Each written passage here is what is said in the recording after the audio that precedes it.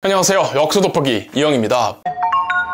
저는 역사 속의 인물들을 영웅화하거나 신화화하는 것을 썩 그렇게 좋아하지는 않습니다. 왜냐하면 세상에 완벽한 사람이 어디 있겠습니까? 그리고 역사적 인물을 신화하거나 영웅화하면은 너무 나와의 그 심리적 거리가 멀어진다? 이런 느낌이 좀 있어요. 그러면은 이 역사라는 거는 지금의 나와 좀 거리가 가까워야 되는데 이렇게 영웅화, 신화해서 멀어지면은 다소 역사의 어떤 그 본질이 좀 흐려지지 않나 싶어가지고 그걸 썩 좋아하지는 않는데, 그래서 저는 항상 역사적 인물의 장단점을 모두 파악하려고 하는 경향이 있는데, 제가 유일하게 비판할 거리를 전혀 못 찾겠을 만한 사람이 있습니다. 우리나라 역사에. 바로 이순신 장군님이죠. 이 이순신 장군님이 임진왜란 7년 동안 이순신 장군님의 그 해전사 기록들은 뭐 조선왕족 실록도 있고 징비록도 있고 또 난중일기 뭐 이런 역사적인 사서들이 꽤 많아가지고 꽤나 자세하게 전해지는 편입니다. 하지만 유독 한 가지 뭔가 미스테리, 뭔가 의심쩍고 뭔가 이해되지 않은 전투가 한 번 있었습니다. 바로 이순신의 마지막 전쟁이었던 노량해전이었죠. 뭐 영화를 보신 분은 좀 기억이 나실 수도 있을 것 같은데, 노량해전에 대해서 간략하게 좀 설명드리고 넘어갈게요. 1592년에 일어났던 임진왜란은요, 1598년에 이 도요토미 히데요시가 죽음으로써 전쟁이 끝이 납니다. 도요토미 히데요시가 죽으니까 도요토미 히데요시의 정적이었던 도쿠가와 이에야스가 일본의 덴노를 찾아가서 덴노를 설득해서 지금 당장 조선에 있는 모든 일본군 철수시키자라고 설득을 했고, 조선에 있던 모든 일본군에게 철수 명령이 내려집니다. 이 당시 그 일본군은요, 한반도 그 조선 남해안에 각자 이제 외성을 쌓고 거기서 수송전에 임하고 있었습니다. 그래서 철수 명령이 떨어지니까 다들 외성에 나와서 일본 본국으로 귀국을 하기 시작했죠. 단 한 장군 빼고요. 누구였느냐? 바로 일본군 장수들 중에서 가장 유명한 장수죠. 바로 고니시 유키나가라는 장수였습니다. 임진왜란 당시 고니시 유키나가는 그 1군 사령관이었고요. 정유재란 당시에는 2군 사령관이었는데, 사실상 임진왜란은 이 고니시 유키나가에 의해서 뭔가 흘러갔다고 해도 과언이 아닌 정도입니다. 자, 근데 그 당시 그 고니시 유키나가가 어디 있었냐면은 순천에 있었습니다. 순천. 뭐 순천이 이렇게 있으면은 순천 해안가라고 생각하시면은 여기 이제 외성을 쌓고 있었어요.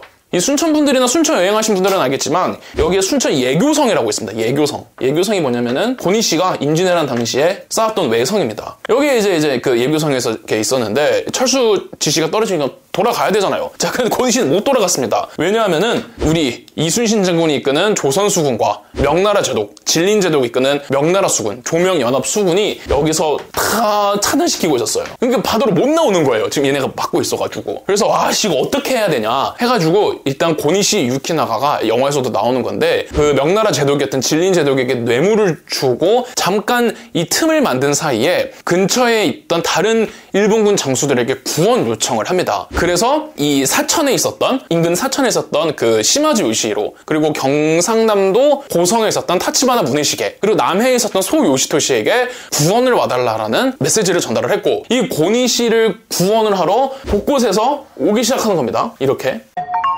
자, 그러면 무슨 문제가 생기냐? 이 예교성을 차단하고 있던 조명연합수군이 포위가 되는, 역으로 포위되는 이 형국이 나타나는 거죠. 이렇게 되면 사실상 전멸이나 다름없기 때문에 이 상황을 타개하기 위해서, 여기가 순천 바다고 이쯤에 이제 남해섬이 있거든요. 대충 그리겠습니다. 이 남해섬이 있었습니다. 뭐 이렇게 있고 일본군이 오는 거예요. 자, 그래서 조명연합수군 이순신은 여기 그대로 차단하고 있다가는 포위된다. 다 빠져. 이래서 다 이렇게 빠집니다. 빠져요. 이 남해와 이 순천 사이에 이 해협에 매복을 하고 있는 겁니다. 매복을 하고 있다가 이 지원 오는 일본군을 매복해서 공격하는 게 노량해전이었고, 이쪽 이 해협이 이제 노량해협, 그리고 여기가 관음포라는 곳이거든요. 그래서 노량해협과 관음포에서 벌어졌던 이 고니시를 구원하러 오는 일본군과 싸웠던 전투가 바로 노량해전이었습니다. 그래서 매복을 하고 있다가 새벽쯤에 이 해협을 지나가고 있던 시마즈 요시히로를 포함한 일본 수군에 급습을 합니다. 조명연합 수군이요.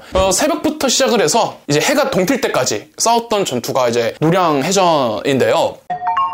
자, 그런데 제가 그림을 이렇게 그리긴 했는데 실제로 가보면은 여기 해협이 되게 좁습니다. 좁다 보니까 일본군 입장에서는 그 물량을 제대로, 이 물량 공세를 제대로 그 효과를 발휘하지 못하는 곳입니다. 네, 이순신 장군의 특기죠. 그리고 일단은 그 조선, 명나라, 일본 중에서 화포의 화력은 명나라가 실로 압도적이었거든요. 그래서 이 해협에서 매복을 당한 일본군 입장에서는 그냥 일방적으로 털렸습니다. 네, 일방적으로 털렸어요. 그래서 전투가 끝났을 무렵에는 일본군 수군 배가 한 200척 정도 손실이 되었다고 합니다. 이순신 장군의 압승이었죠. 하지만 이렇게 이순신 장군님이 여기 이제 매복을 해가지고 이 노량해협과 관음포에 싸우고 있는 사이에 예교성에 있던 권희 씨는 무사히 탈출을 하기는 합니다. 네, 이 틈에 도망치기는 쳐요. 자, 그러면은 일본 측 배는 200여 척이 침몰이 됐고, 그러면은 우리 조명연합수군 측 피해는 어느 정도 됐을까요? 일단 전사자 수는 1000명이 넘지 않았고요. 그 침몰이 된 그 피해는 기록마다 조금 다르기는 하는데 일반적으로 군함 5척 내외 정도였다고 합니다. 일본군 200여 척에 우리는 5척밖에 안 되니까 정말 우리나라 우리 조명연합수군의 압도적인 승리였다고 할 수 있는데, 물론 어마어마한 기념비적인 승리이기는 했지만 그 이순신 장군의 이전의 전투들에 비하면은 그 이전의 전투들과 비교를 해보면은 상대적으로 피해가 꽤 큰 전투입니다. 그 이전에는 이순신 장군님의 그 조선수군의 피해가 굉장히 경미했어요. 그러니까 1000명이 가까운 전사자 수가 죽고 그리고 군함이 5척 정도 파괴됐다라는 거는 이순신 장군님 치고는 꽤 큰 피해인데, 그리고 그 전사자 1000여 명 중에서는 누구도 있었습니까? 이순신 장군도 있었죠. 그리고 이 이순신 장군의 죽음이 워낙 극적이다 보니까 이순신 장군의 죽음만 알려져 있는데, 실제로는 뭐 이영남이라든지 이얼량이라든지 뭐 여러 그 고급 지휘관들이 꽤나 많이 죽은 전사한 전투가 노량해전이었습니다. 그럼 그 뜻은 뭘까요? 이순신 장군의 이 노량해전에서 이순신 장군을 포함한 조명연합수군이 그 이전의 전투들에 비해서 훨씬 더 강경하게 밀어붙였다라는 뜻이거든요. 그러니까 전선에 있던 지휘관들도 전사할 만큼 그 정도로 강하게 밀어붙였다라는 건데, 자, 노량해전은 그 이전의 이순신 장군의 해전들과 약간 양상이 다릅니다. 어떻게 다르냐면은 그 이전에는 그 이순신 장군의 이 조선수군이 제해권을 장악하기 위한 싸움이었어요. 하지만 노량해전은요, 안 싸워도 되는 전투였습니다. 그냥 이순신 장군이 빠지게 주기만 하면은 끝나는 전투였어요. 조선 조정에서도 굳이 나가서 싸우려고 하지 말아라라고 했습니다. 그런데 이순신 장군은 그것을 거부를 했고 계속 싸우고 나는 후퇴하는 일본군을 섬멸을 할 것이다 해서 싸운 게 노량해전이었고, 그러니까 노량해전은 이 제해권을 차지하기 위한 전투가 아니라 도망가는 적들을 끝까지 추격해가지고 없애버리려는 일종의 섬멸전이었던 겁니다. 자, 그래서 정말 강경하게 밀어붙이기는 했는데 왜 그렇게까지 좀 무리를 했던 걸까요? 왜 그런 지휘관들조차 전사할 정도로 강하게 밀어붙일 정도로, 어떻게 보면은 이순신 장군이 싸웠던 모든 전투들 중에서 가장 안 해도 되는 전투였는데 그런 가장 안 해도 되는 전투에서 가장 강하게 밀어붙였다라는 게, 이게 이제 제가 말씀드린 이순신 장군의 약간 미스테리다. 뭔가 이순신 장군님스럽지 않다라는 느낌이 저는 조금 들었었습니다. 그래서 일본 측 일부 학자들은 이 노량해전이 이미 전의를 상실하고 도주하는 일본군을 이순신 장군이 너무 과하게 밀어붙였다라고 비판을 하기도 합니다. 개자식들, 지들이 한 짓은 생각 안 하고. 그런데 그럼 이순신 장군이 왜 그렇게까지 무리하게 돌격했을까에 대한 이유로 가장 잘 알려져 있는 게 바로 이순신 장군이 전쟁에 나가기 전부터 이미 스스로 죽을 준비를 하고 있었다라는 설이 가장 보편적으로 많이 알려져 있습니다. 왜냐하면은 노량해전은 사실상 어쨌든 임진왜란이 끝나는 전투였기 때문에 노량해전이 끝난다라는 것은 임진왜란이 끝난다는 뜻이었고, 이때 만약에 이순신 장군이 살아남았다라면은 조선의 왕이었던 선조가 이순신을 가만히 뒀겠습니까? 전쟁 도중이었던 와중에도 이순신 장군을 시기하고 질투해가지고 백의정군 시켰던 사람인데, 전쟁이 끝나면은 그 이순신 장군을 질투한 선조가 이순신을 가만 냅둘 리 없고, 그럴 바에야 내가 정치적으로 희생당할 바에야 군인으로서 싸우다 죽겠다라는 생각을 가지고 임했던 전투가 노량해전이었기 때문에 노량해전 전투 당시 이순신 장군이 그렇게까지 무리하게 밀어붙였다라는 설이 가장 잘 알려져 있기는 합니다. 멋있죠? 멋있는데 실제로도 이순신 장군이 살았더라면은 선조가 가만 안 냅뒀을 겁니다. 그런데 이거는 더 이순신 장군스럽지가 않아요. 그렇지 않나요?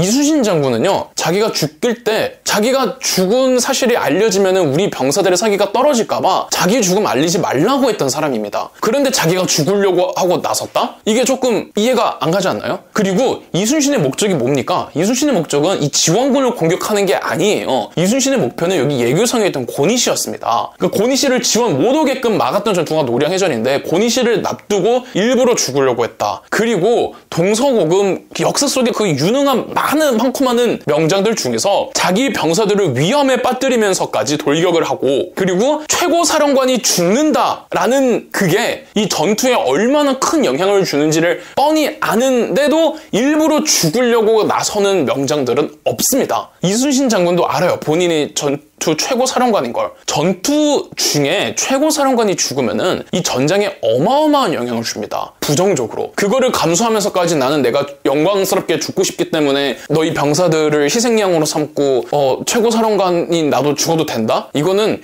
이순신 장군님을 조금 폄하할 수 있는 내용의 관점일 수도 있고요. 이순신 장군은 절대 그렇게 경솔한 사람은 절대 아니었습니다. 그래서 저는 왜 그렇게까지 이순신 장군님이 노량해전에 이렇게까지 무리하게 강하게 밀어붙였는지에 대해서는 뭔가 미스테리인 것 같고요. 만약에 이순신 장군님이 살아서 난중일기를 계속 쓰셨더라면은 그 당시 노량해전 전투에 나갈 때 어떤 자세와 어떤 각오로 임했는지를 남기셨을 텐데 그런 게 안 남아있다는 게 좀 아쉽고, 그럼에도 노량해전은 이 7년이라는 임진왜란의 종지부를 찍는 가장 완벽한 전투였다.